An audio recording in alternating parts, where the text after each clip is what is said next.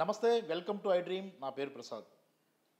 మాజీ ముఖ్యమంత్రి, తెలుగుదేశం పార్టీ అధ్యక్షుడు నారా చంద్రబాబు నాయుడు ఎన్నికల సమయం వచ్చేటప్పటికీ ప్రజాభిప్రాయ సేకరణ పేరుతో అభ్యర్థుల ఎంపిక ఉంటుందన్న కొత్త నినాదానికి మళ్ళీ తెరలేపారు. ఈ ప్రజాభిప్రాయ సేకరణ వెనుక ఏం డ్రామా ఉంది, ఎలాంటి ప్లాన్ ఉంది అన్న దీని మీద ఇప్పటికే ఆల్రెడీ చర్చోపచర్చలు మొదలయ్యాయి. దీనికి సంబంధించి అంటే పార్టీ గెలుపు కోసమే ఈ ప్రజాభిప్రాయ సేకరణ, లేదంటే పార్టీ పూర్తిగా ఇక విఫలమవుతోంది, ఓటమి దిశగా పయనిస్తోందన్న భయంతోనే ప్రజాభిప్రాయ సేకరణ పేరుతో ఆయన కొత్త డ్రామాకు తెరలేపుతున్నారా? మరి పార్టీ క్యాడర్కి ఎంతమందికి న్యాయం జరిగే అవకాశం ఉంది? ఇలాంటి అంశాలకు సంబంధించి మాజీ తెలుగుదేశం పార్టీ నేత, ప్రస్తుత వైసీపీ నేత ఆకుల వెంకటేశ్వర గారు ఉన్నారు. అన్న నమస్తే. అన్న ఏంటన్నా మీ మాజీ బాసు చంద్రబాబు నాయుడు గారు ప్రజాభిప్రాయ సేకరణతో ఇప్పుడు టికెట్లు కేటాయిస్తూ ఉంటున్నారు. ఆల్రెడీ సమయం దగ్గర పడిపోయింది, రివర్స్ గేర్లో వెనకలో ఉన్నారు. ఇప్పుడు వరకు టికెట్లు కేటాయించిన దాఖలాలు లేవు. ఇప్పుడు ప్రజాభిప్రాయ సేకరణ అంటే ఏంటి? దీని వెనుకున్న డ్రామా ఏమంటారు? మీకు ఆల్రెడీ కొంత అనుభవం ఉంది కదా పార్టీ. ప్రజాభిప్రాయ సేకరణ అంటున్నాడు. ఇదే తెలంగాణలో ప్రజాభిప్రాయ సేకరణ ఎందుకు సేకరించలేదు? 80 మంది పోటీ చేయడానికి సిద్ధంగా ఉన్న తెలుగుదేశం లీడర్లు తెలంగాణలో, మరి ప్రజల్లో ఉన్న వ్యక్తులకి నువ్వేం న్యాయం చేసావు? నువ్వెందుకు అక్కడ పోటీ చేయలేదు? ఏమి నువ్వు అక్కడ పవన్ కళ్యాణ్ కంటా తీసిపోయావు కదా. పవన్ కళ్యాణ్ డిపాజిట్లు కోల్పోయాడు. నీకు 80 మంది నాయకులు తెలంగాణలో మేము పోటీ చేస్తాం, మేము డబ్బులు పెట్టుకుంటాం అని చెప్పేసి పాపం జ్ఞానేశ్వరరావు రెడీ చేసుకున్నాడు. నువ్వు అక్కడ పవన్ కళ్యాణ్ కంటా తీసిపోయి నువ్వు అక్కడ పోటీకి ఎందుకు పెట్టలేదు? నువ్వు దానికి ప్రజాభిప్రాయ సేకరణ అంటున్నావు కదా. నువ్వు అక్కడ నాకు తెలంగాణలో పార్టీయే లేదు, నా పార్టీ ఆఫీస్ కూడా అక్కడ సరెండర్ చేసాయి, నువ్వు అక్కడ పోటీ చేయకపోవడానికి కారణం ఏంటి? నువ్వు ఇప్పుడు ఇక్కడికి వచ్చి ప్రజాభిప్రాయ సేకరణ అంటున్నావు. నీ కుప్పంలో 40 సంవత్సరాలుగా నువ్వు సీఎంగా ఉండి నువ్వు అక్కడ ప్రజాభిప్రాయ సేకరణ అంటున్నావు అంటే నీ బతుకు ఎంత దిగజారిపోయింది, నీ బతుకు ఎంత దిగజారిపోయింది. నీకు అక్కడ డిపాజిట్లు లేని వ్యక్తి నీకు ఇక్కడ పవన్ కళ్యాణ్ ఇక్కడికి వచ్చి ఏమి ఉద్ధరిస్తాడు? ఆడి సీట్ ఎక్కడ ఆడికే తెలియదు. నీ కుప్పంలో నువ్వు అంటున్నావు నీ కుప్పంలో ప్రజాభిప్రాయ సేకరణ తీసుకుంటాను అని, అంటే నీ స్థాయి ఎంత దిగజారిపోయింది. ఇటువంటి మోసగాడు ఎప్పుడు కూడా కష్టాలు వస్తున్నాయంటే ప్రజల్లోకి వెళ్ళి ఏదో బాంబూచి మాటలు చెప్తా ఉంటాడు. ఆ బాంబూచి మాటలు చెప్పి ఈడు ఇంత చేసి నేను హైటెక్ సిటీని చేస్తా అన్నాడు, అక్కడ పోటీకే నిలబడలేని పరిస్థితి. అంటే అంత దిగజారిపోయాడు. ఇక్కడ తెలంగాణ పరిస్థితి ఏంటంటే ఇక్కడ కానీ ఓడిపోతే పొరపాటున ఎలాగా ఓడిపోతాడు. ఓడిపోతామనే ఉద్దేశంతో లాస్ట్ ఛాన్స్, నాకు నా ఏజ్ అయిపోయింది, నాకు అవకాశం ఇవ్వండి అంటున్నాడు. మొన్న నువ్వు జైలుకి వెళ్ళినప్పుడే తెలిసిపోయిందిరా నీ ఏజ్, నీ ఇదిని. నువ్వు జైలుకి వెళ్ళిన తర్వాత క్యాడర్లో నీ కొడుకు ఎంత ఉత్సాహం నింపాడు, ధైర్యాన్ని నింపాడు. నీ కొడుకే భయపడి పారిపోయాడు. ఇంకా నీకు జనాలు కానీ క్యాడర్ కానీ నీకు ఎక్కడ నీకు నిలబడతారు? ప్రజాభిప్రాయ సేకరణ నువ్వు అభిప్రాయ సేకరణ అని చెప్పేసి ఎన్ఆర్ఐల దగ్గర డబ్బులు, ఏ సీట్లో మనకు బలం ఉంది గెలుస్తాము, ఒక 100 కోట్లు పెట్టిన ఎవడో తీసుకొచ్చి అక్కడ తగిలిస్తాం అంటే వాళ్ళని ఇప్పటివరకు పెట్టిన వాళ్ళని సంకనాకి చెవుడు ప్రజాభిప్రాయ సేకరణ అంటున్నావు. సేకరణని ఏం చేద్దామని నీ ఉద్దేశం? నీ ఉద్దేశం ఏంటి? పబ్లిక్ని మోసం చేస్తున్నావు, ఇటు క్యాడర్ని మోసం చేస్తున్నావు, ఎన్ఆర్ఐలను మోసం చేస్తున్నావు.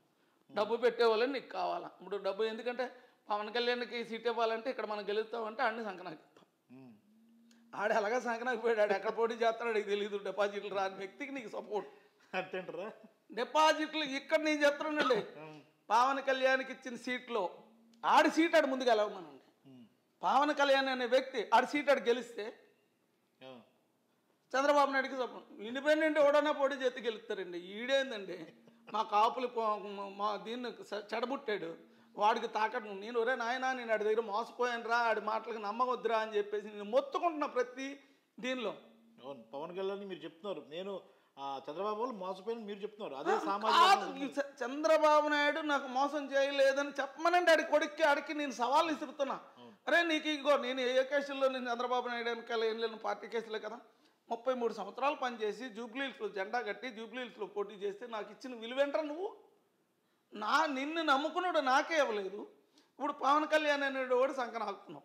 ఆడు సంకనాకితే ఆడు ఏమైనా ఇక్కడ ఎన్ని సీట్లు తెస్తాడు? నీకు తెలంగాణలో డిపాజిట్లు కోల్పోయాడు, నువ్వు ఇచ్చిన సీట్లు అన్నీ సంకనాకిపోతాయి. అయినా నీకు ఒకటే చెప్తున్నా, ప్రజల్ని పబ్లిక్ని మోసం చేసి ఎన్నాళ్ళు బతుకుతావు నువ్వు? క్యాడర్ను మోసం చేస్తావు. నీకు నిజంగా దమ్ముంటే జగన్మోహన్ రెడ్డి లాగా నువ్వు సీట్లు ఇవ్వరా. ఆయన నమ్ముకున్న వాళ్ళు ఆయనకి సీట్లు ఇచ్చి ఈరోజు 151 సీట్లు సాధించాడు ఆయన. ఈరోజు ఆయన చేసిన పథకాలని జనాల్లోకి వెళ్ళి ప్రజలు జగన్మోహన్ రెడ్డి రాజశేఖర రెడ్డి కొడుకు అంటే ఏంటనేది ప్రూవ్ చేసుకున్నాడు ఆయన. ఆయన కాళ్ళకు గోటికి సరిపోని ఈ లోకేష్ సైకో అని మాట్లాడతాడు. ముందు నువ్వు ఆ సైకో అనే మాటను విత్డ్రా చేసుకొని జాగ్రత్తగా ఉంటే పర్వాలేదు. లేదనుకుంటే చంద్రబాబు నాయుడు నీ కొడుకు తాట ఎక్కడ తీయాలి అక్కడ తీస్తా. మళ్ళీ జగన్మోహన్ రెడ్డిని సైకో అనే పదం వస్తే అన్న ఇంకోటన్నా, ఇప్పుడు చంద్రబాబు గారు జైలుకి వెళ్ళినప్పుడు ఓదార్పు యాత్ర అనేది ఒకటి ప్రారంభించారు. చంద్రబాబు గారు సతీమణి భువనేశ్వరి గారు చాలామందిని వెళ్ళి కలుస్తాను, వారందరికీ కూడా సహాయం అందిస్తాము, చాలామంది చనిపోయారు జైలుకి వెళ్ళిన నేపథ్యంలో చెప్పారు. ఆ ఓదార్పు యాత్ర కూడా మధ్యలో ఆగిపోయింది. అంటే దీన్ని బట్టి చూసుకుంటే ప్రజలు అంటే అవసరం వచ్చినప్పుడు ప్రజల దగ్గరికి వెళ్తాం, లేదంటే వెళ్ళము అనే అభిప్రాయం. ఒక్క మాట చెప్పమంటారా, మహానుభావుడు ఎన్టీ రామారావు కడుపును చెడబుట్టింది ఈవిడ. ఎన్టీ రామారావు కడుపుని చెడబుట్టింది కాబట్టే చెప్తున్నా ఈరోజు. ఆ రోజు ఎన్టీ రామారావుకు ఎన్నుపోటు పొడిచినప్పుడు జరిగిన నష్టానికి ఈవిడ ఏం మాట్లాడింది ఈ మొగుడుతో, మా నాన్నగారిని ఎందుకు ఆ విధంగా చేస్తున్నాను ఆ రోజు అడగలేకపోయింది. ఈరోజు ఈ భర్త జైలుకి వెళ్ళేటప్పటికి పాదయాత్రను మొదలుపెట్టింది, బస్సు యాత్రని. ఎంతమంది చనిపోతే నువ్వెంతమందికి నువ్వు ఏ విధమైన న్యాయం చేసావు? నీకు రాజకీయ విలువలు ఉంటాయి. మీ నాన్న పరువును నువ్వే తీసావు స్వయంగా. నువ్వు ఎన్టీ రామారావు కడుపును పుట్టడమే నువ్వు చేసుకున్న దౌర్భాగ్యం. మీ నాన్నకి ఎంత అన్యాయం జరిగితే ఆ రోజు నువ్వు నిలదీయలేని దానివి. ఈరోజు నీ భర్త జైలుకి వెళ్ళిన తర్వాత బస్సు యాత్రను ప్రారంభించావు. 300 మంది అంత చనిపోయారన్నావు. ఎంతమందికి నువ్వు న్యాయం చేసావు? స్వయంగా కలలేదు ఇంకా చాలా. నువ్వెంతమందికి న్యాయం చేసావు? మరి ఇప్పుడు నీ భర్త బయటకు వచ్చిన తర్వాత నువ్వెందుకు ఇంట్లో కూర్చున్నావు? అప్పుడు హామీ ఇచ్చిన వాళ్ళందరికీ వెళ్ళి నువ్వు చెక్కులో నువ్వు సాయం చేస్తున్నావు, నువ్వు సాయం చేయలేకపోతున్నావు? ఎన్టీ అంటే నీ కోట చెప్తున్నా అమ్మ భువనేశ్వరి మేడం, నువ్వు పొరపాటుని మళ్ళీ ప్రజల్లోకి వెళ్తే ప్రజలే నిన్ను తిరస్కరిస్తారు. ఎందుకంటే ఎన్టీ రామారావు కూతురిగా నీకున్న గౌరవం మర్యాదలు పోతాయి, ఆల్రెడీ పోయినాయి. ఆ గౌరవ మర్యాదలు నిలబెట్టుకోవాలంటే నువ్వు ఇచ్చిన ప్రామిస్ నిలబెట్టుకో. నువ్వు నిలబెట్టుకోకుండా క్యాడర్ను మోసం చేసి చనిపోయిన వాళ్ళకి నేనేదో సాయం చేసేస్తాను తిరిగేస్తాను అని చెప్పేసి అంటే నీ భర్త ఎంత దుర్మార్గుడో నేను దగ్గరుండి స్వయంగా నేను ఒక బాధితుడిని. నాకు మీరేం సాయం చేయగలరు? చేయలేరు. అయిపోయింది. నాకు వచ్చిన ల్యాండ్ అనే అవతలోడు డబ్బులు ఇస్తే 100 కోట్లు చేశారు, నన్ను నాశనం చేశారు. నేను ఒకటే చెప్తున్నామా, నువ్వు మళ్ళీ మీ భర్తకు ఏదైనా జరిగితే నేను నా భర్త గురించి బస్సు యాత్ర చేస్తాను, పాదయాత్ర చేస్తానని చెప్పి మీ తండ్రి పరువు తీసేయకు. నీ తండ్రి పరువు నిలబెట్టాలనుకునేటట్టయితే నువ్వేదైతే మాట ఇచ్చావో వాళ్ళకి న్యాయం చేయి. అంటే నాకు ఫైనల్గా చెప్పండి, మొత్తం మీద నిన్న మన వైఎస్ జగన్ గారు పలాసలో ఒక బృహత్తరమైన పథకాన్ని ప్రారంభించారు, ఉద్దానం నీటి పథకం కోసం ప్రారంభించారు. అప్పుడు కూడా విమర్శించారు. నాన్ లోకల్ పొలిటీషియన్ ఉన్నారు పవన్ కళ్యాణ్కి. నాన్ లోకల్ పొలిటీషియన్గా మనం అనుకోవాలా? చంద్రబాబు కూడా ఆయన సుమారుగా వాళ్ళ ఫ్యామిలీ అంతా హైదరాబాద్లోనే ఉంటారు కదా. అసలు పవన్ కళ్యాణ్ అనేటోడు గురించి ఎంత తక్కువ మాట్లాడితే అంత మంచిది. ఈరోజు పవన్ కళ్యాణ్కి ఏ కాన్స్టిట్యున్సీలో ఎంత కేడర్ ఉందో ఆడికే తెలియదు. కమిటీలే లేవు. వీళ్ళేదో ఆ ఫ్యాన్ షోలో మా హీరోయిజం ఉంటుంది కదా, ఆ ఫ్యాన్ షోలు తప్పితే ఏమండి కోదాడలో మీటింగ్ పెడితే ఎన్ని వేల మంది వచ్చారండి? వచ్చిన ఓట్లేనండి 2015 150. ఏమన్నా బరిలేక కంటా తీసిపోయాడండి వీడు. ఇంకా ఆడిని పవన్ కళ్యాణ్ గురించి ఒకటి, అసలు పవన్ కళ్యాణ్ ఎక్కడి నుంచి పోటీ చేస్తారో చెప్పమనండి. ఇక్కడ పోటీ చేసిన మందికి ఎంతమందికి డిపాజిట్లు వస్తాయో చెప్పమనండి. గెలుపు పక్కన పెట్టండి, ఎంతమందికి డిపాజిట్లు వస్తాయో చెప్పమనండి. నిరూపించుకున్నారుగా తెలంగాణలో.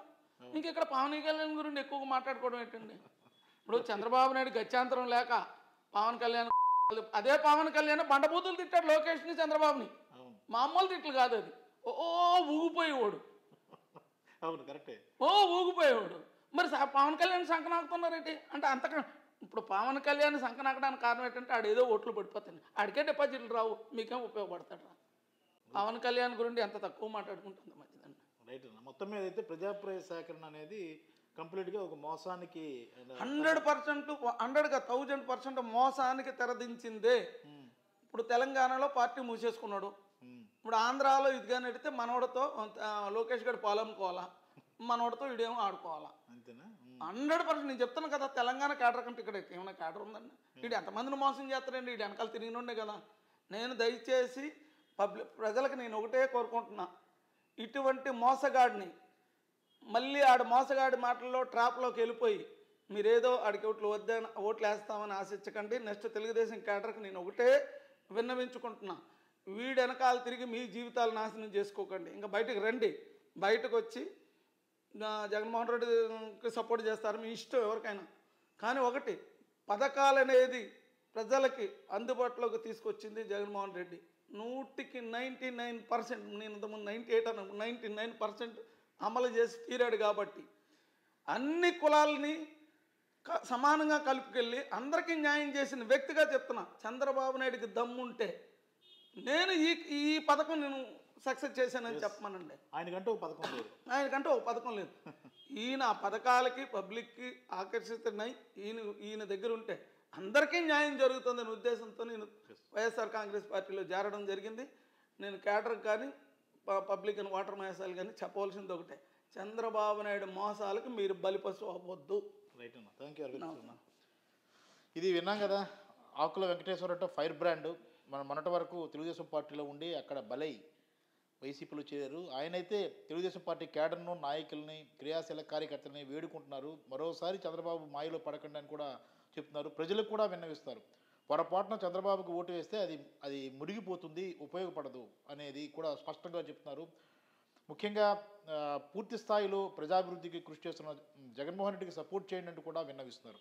మరోవైపు చంద్రబాబు నాయుడు ప్రజాప్రాయ సేకరణ అనేది పెద్ద మాయాజాలం. అది కేవలం టిక్కెట్లు తమ వారికి ఇచ్చుకోవాలి, ఎవరైతే తమ కోసం కష్టపడిన వారు కాకుండా తమ వెనక డబ్బులు పెట్టే వాళ్ళని టికెట్లు ఇచ్చుకోవాలన్న ఒక ముందస్తు ప్లాన్తోనే ఇదంతా చేస్తున్నారు. ఇందులో చాలా గమ్మత్తు ఉంది.